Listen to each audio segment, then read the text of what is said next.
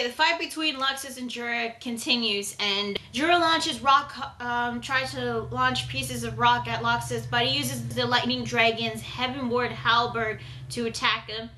Jura uses a rock pillar to block the attack, causing a massive explosion. They clash once again, but Jura launches more rock columns at Luxus, but Luxus lightning charges at Jura, but Jura manages to karate chop him again in the head. So from using their magic, they now start to get into a fist fight, and so far the fight actually looks pretty cool. It seems Luxus was being able to go toe-to-toe against Jura. And then we cut back to Natsu and the others fighting against the guards, but who cares about that at the moment? But then we get back to Erza and Minerva. And Minerva, again, was kicking Erza's ass earlier, and Erza seems to be down, and her leg, it looks like earlier was crushed by pillar, and it doesn't seem like she was able to stand at this point. But she was able to stand, at least for a bit, with whatever energy she had left, but Minerva manages to blast her away. Apparently, her magic is called War God, which she was able to manipulate anything within her field of vision. Anything she sees, she can like alter it to her own desire. Not only that, but she can also alter the properties of the space that she sees. Not just the things that she sees, but everything that's surrounding her. So yeah, she manages to use her War God magic to try to attack Erza, but Erza, even with her injured leg, manages to speed blitz up to Minerva and was able to slice her up with her two daggers. Minerva tries to attack again with Iragas, but Erza uses second release, origin release, which I'm not really sure what that is, but I think it's probably have to do with her second magic container that she got. Or maybe it's her massive magic that she stored earlier and then releasing it. But anyway, she releases it and has this armor called Tengami's armor. Back with Juvia and Gray, they're still struggling with fighting Leon and Chilia. However, they manage to hold hands and say that they can unite to gain more power. All the while this was going on, while they're fighting, all of the Fairy Tail members, Mavis is going on about some sort of next generation surpassing the first generation, that they shouldn't be afraid of taking the path, that the youth should take the righteous path. I don't know. Anyway, Luxus used the Dragon Slayer's secret technique, Roaring Thunder Punch, blasts Jura in one hit and takes him down, and Fairy Tail wins with 1 point. What?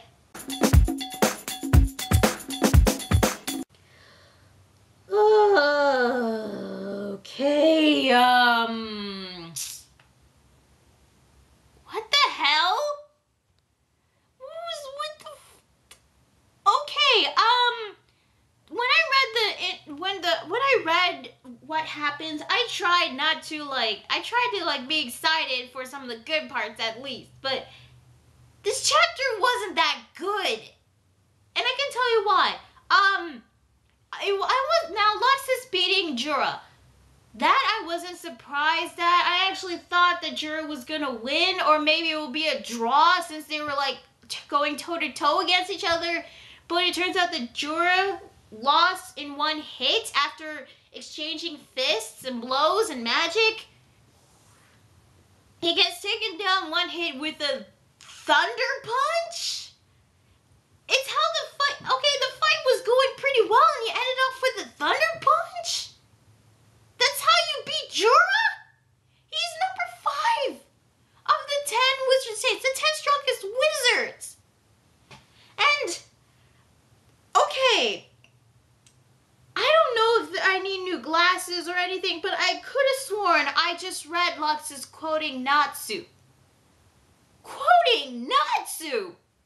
I'm all fired up. Are you kidding me? Are you kidding me?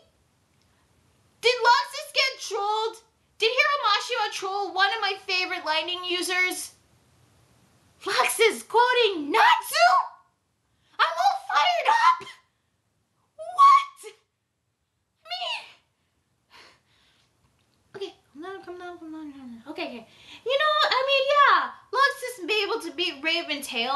consisting all of the Raventail team members, with one of them happened to be his father and his guildmaster. But okay, granted, I thought that was kind of hard to believe, although I did like the fight. But okay, this is what confused the hell out of me. Luxus came back 7 years ago. He stayed in the island 7 years, unconscious, the same. He had the same power he had before the Grand Magic tournament, the Grand Magic game started. He had the same magic he had 7 years ago. He trained for 3 months, and then all of a sudden, 3 months was enough to beat number 5 Wizard Saint. Jorah had 7 years. He didn't train non-stop for 7 years, but he had 7 years worth of training at least. And you expect me, 3 months of training, was able to beat 7 years? 7 years? Oh my god. Oh my god. And I was actually hoping to see more of what Jorah can really do. This fight only lasted 2 chapters. This fight lasted 2 chapters and that was it. And I was seeing like what new techniques that Jorah can do, but nobody gets hit by a lightning thunder punch and that's it. And Aerys and Minerva. Okay. Erza's leg was injured from getting crushed by a pillar, yet she was able to stand and speed up towards Minerva and cut her with her leg injured. Not only that, she had a second origin armor and she decided to release it now. Couldn't she have done this like, I don't know, during, maybe when she fought against Kagura? Or better yet, when she was facing both Kagura and Minerva in the fucking 3-way! Honestly, the best part of the chapter was not only like the beginning part of the fight between Luxus and Jorah, but it was also between Grey and Chili. That was actually the best part. That was sadly the best part. Oh, and Mavis. Mavis going on about today's youth will continue to grow stronger. Mavis. And he's saying, march forth, young ones, unfettered like wind gusting through a field. Your boiling blood, sweat, and tears are beautiful like the halo of the sun. Be not afraid, young ones. Never falter. March onward, and the path will reveal itself. So basically, this next generation, or the young ones, will surpass the previous generation, and they shouldn't be afraid of the path that they will take. Yeah, granted, it wasn't as annoying as a whole. Anybody can overcome anything with the power of emotions. But, yeah, I heard it better on fucking Naruto Shippuden. And guess what? Not only was, back with Aerys and Minerva. Not only was she able to move with her leg injured, she said that she was able to see through it. See through Minerva's magic. Minerva can manipulate anything that's surrounding her within her sight. And you mean to tell me that Aerys managed to see through it? She has managed to at least have the strength to move her injured leg to manage to attack Minerva? Her leg is freaking injured. Okay. Well, yeah, this chapter was bad. A lot of people are hating it. Hell, a lot of people are dropping it. Am I dropping it? No, not yet.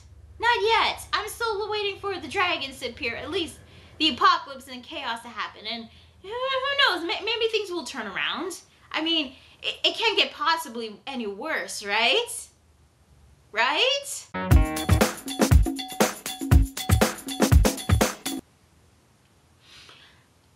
I stand corrected.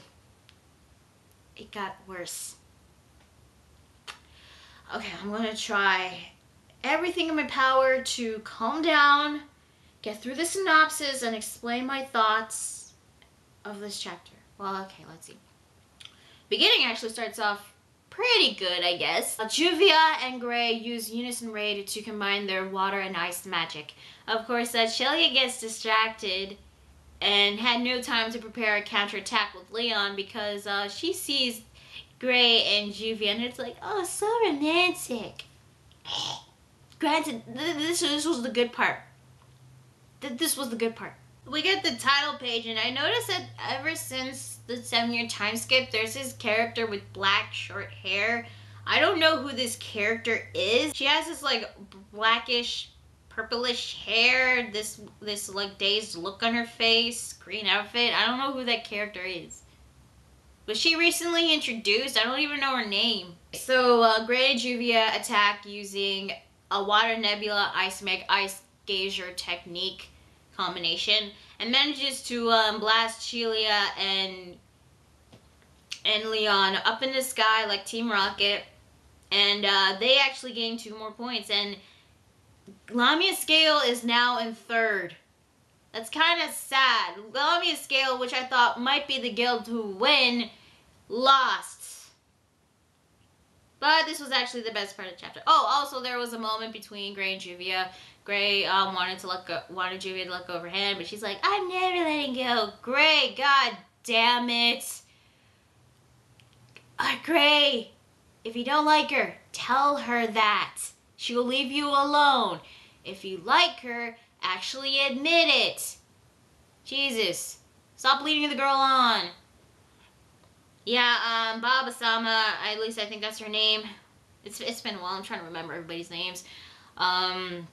She's, of course, surprised by this and starts spinning around. And we get Erza and the Minerva fight. And, yeah, Minerva lost.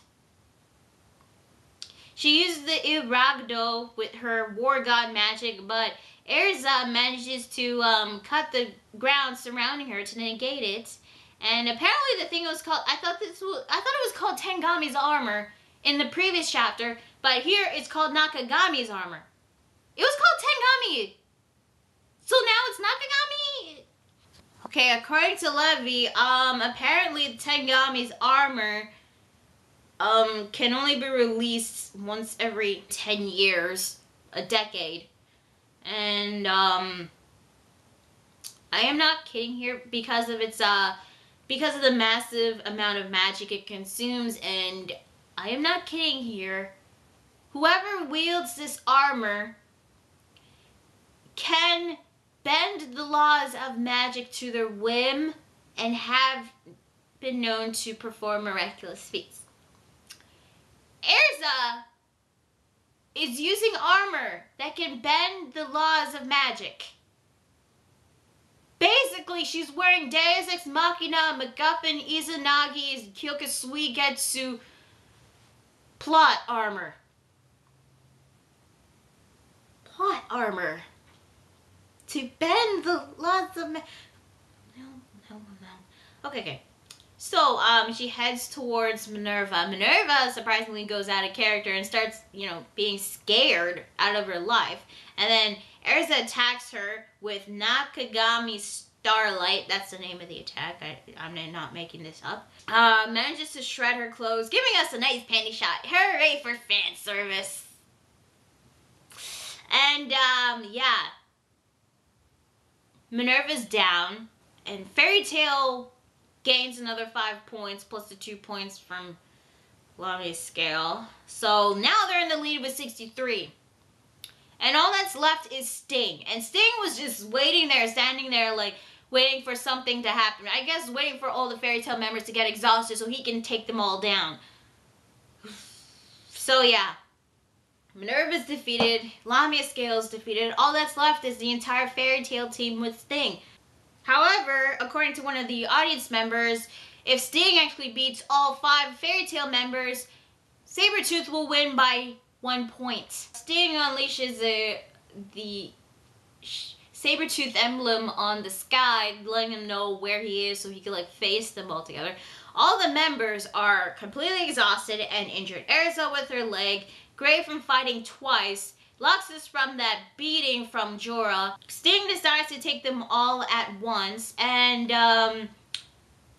all the members agree, so they stand in a line and wait for them to attack. All the while, Sting going to show them his new awakened powers, although he didn't awaken new powers. He just got angry and his powers got stronger. That's basically it.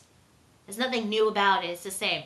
So he enters White Drive and is about to attack them, but he noticed But all Fairy Tail can do is just stand, stare at him so intensely, and I wish I was making this up, but because of them staring, he's starting to have a hard time trying to take them all down. You know, since he had the advantage, him, you know, didn't fight at all, so he can go all out, and them obviously running out of magic, so they can't do anything about it. He starts to sweat, and he's staring, and he's like, I'm gonna do this, I'm gonna do this, I'm gonna do this, I can't do this. He's staring at me so sad. I'm staring at me. He goes down on his knees. I'm not making this up. He's on his knees. He starts sweating and crying, and he surrenders. Sting surrenders. Sabretooth is out. The Fairy Tail's the new champion team, the winners of the Grand Magic Games. And all they had to do was just stand and stare at it. Stand and stare. Come on. Okay.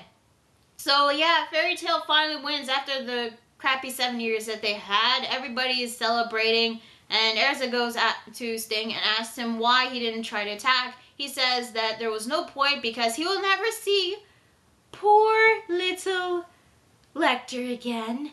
But Miliana appears holding Lecter. Yeah, Lecter is okay. He is just sleeping, and they notice each other. They run up, they hug, they cry. Everybody's happy. All the fans are pissed. But at the end of the chapter, at least this was the good part, Arcadios tries to confront the princess, but she disappears and is heading towards the Eclipse Gate. Well, she's wearing armor. Again, why is it always the princess? Apparently, the prediction was true. The team to win in an outrageous fashion, although I call bullshit because it's not outrageous. Fairy Tail goes undefeated, Sting and meets defeat. Future Lucy was right. She is going to unleash the Eclipse Cannon Eclipse 2, and that's basically it.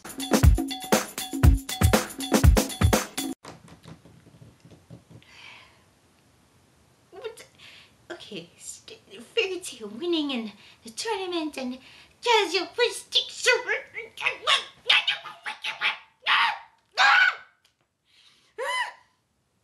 okay, you know what? Fuck Fairy Tail. Fuck Hiro Mashima. Fuck this stupid tournament. Fuck this arc. Fuck this series. This is how Fairy Tail wins? This is how they win? Just standing there, doing nothing, staring at Sting, and Sting. Fuck Sting. Fuck him. He's like, I'm gonna fight. I'm gonna win this. And he's like staring at me. Oh my god, I can't do this. Oh, there's no point. I surrender. I'm like, fuck you, Sting. Fuck you. Oh my god. This was worse. This was worse than the previous chapter. And yet the sad thing is, all the members of the Fairy Tail team, they're still left standing. None of them were taken out. It would have been a lot better if at least one or two, maybe three, could have been like taken out. Hell, Loxus and Joro, they get in a draw. There'll be 4 members left. Okay.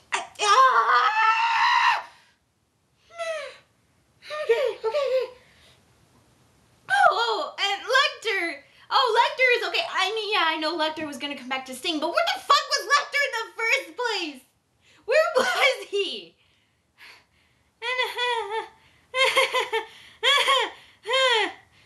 Also, the outrageous fashion that Fairy Tail won? That wasn't outrageous. That was dumb. That was stupid. Sting. What the hell happened to this guy? He was supposed to be this 3rd generation White Dragon Slayer. And yet, not only did he lose to Natsu, but he decides not to take on Fairy Tail, even though he had the freaking advantage. And he'd be like, he surrenders. Oh, it gets better. You get to see Minerva crying that they lost. He had the freaking advantage and he just gave it up like that. He gave it up like that. He had the advantage. Oh,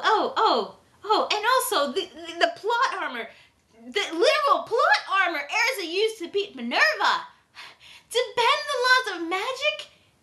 She had that armor like that before. She could have released it at an earlier time. When she fought against Kaguya, or better yet, when she fought against both Kaguya and Minerva, she could have taken them down like that. No, she decides now, with her injured leg, while she was having a hard time fighting, to do that. Her leg was injured and yet she was able to stand. She could have released at an earlier time. Maybe like, oh, I don't know, after Kaguya got stabbed? That would have made more sense. You see how the beginning part of the chapter was good? Oh my god. Fuck this stupid tournament! This tournament was a complete disaster. This was one of the worst tournaments I have read in a shonen series. You want a good tournament in a shonen series? The Dark Tournament from Yu Yu Hakusho. The Trinity Exams from Naruto. The Cell Games and the Martial Arts Tournaments in Dragon Ball and Dragon Ball Z. Hell, I'm pretty sure the Hunter x Hunter game, the Hunter Games from Hunter x Hunter are better than this. Hell, I would rather watch all the Pokemon tournaments and the Pokemon anime. From Kanto to Johto to Joen to Sinnoh to the new Black and White. Oh my god. Oh my god. This arc was terrible. This tournament was terrible. And I know all that's left now are the dragons. That is all that's left that is just keeping me from not quitting. But this is getting really hard. I mean, what happened to the fairy tale that was good? The fairy tale that didn't rely on one hit, on like random power-ups, one-hit KOs. These random Nakama power-ups, these random speeches from friendship. Oh my god! I'm not quitting. I am not quitting. I know all of you are like, if this series was so bad, why don't you quit? I'm not. But you know why? Because somebody has to read this series. Somebody has to tell the fairy tale fans all the good parts, and all the fairy tale haters the bad parts, and make them feel good that they dropped it. If it wasn't series like this, we wouldn't have had great reviews and reactions to those from Sora Fanboy 124, reviews from For Neverworld, King of Lightning, Ramyaku Joten. But no, you know, this is getting... Not only is this hurting my head, this is making me... I'm exhausted from getting angry from this. This chapter was so bad that Jorishe, Tekken 101, Sora 7 Mage, the people who don't even review Fairy Tail, said that this chapter sucked. So you know what, Hiro Mashima? I know you have another series you're making at this point, but before you make this series, put at least a little more effort into the series you still have. For Fairy Tail, for the sake of your fans, for the sake of, I don't know, sake of production sales or something, I don't know. Put some more effort, put some good stuff, not this crappy material that we're getting. Stop it. Otherwise, just end it right after the Grand Magic Tournament. But the only good thing, the only silver lining I see at this, the only light I see at the end of the tunnel is that now that the stupid tournament is done, we can finally move on to the Eclipse Plan and the 10,000 Dragons. At least with Ethnologear or something like that. I don't know. That's the only thing I'm hoping for at this point. Because Fairy Tail has gone down the crapper. Gone down the crapper multiple times, and this is one of the worst chapters I've ever read. And, you know, if Fairy Tail does keep on going on like this, I'm probably going to have a hard time reviewing it and reading it. I might lose my sanity if this keeps on going like this. Okay, so that is Fairy Tail. 3 down, 1 more to go. And hopefully once I'm done with the Toriko chapters, which, oh, by the way, were way better than this. Hell, the cooking The Cooking Fest was better than this. I will at least review the next chapters. And hopefully I'll be caught up and be able to catch a break. So this is Learner Spiral 27, and if you excuse me, I have, I think I gotta contemplate of what I've been doing. Whether if I should keep on doing this. Bye.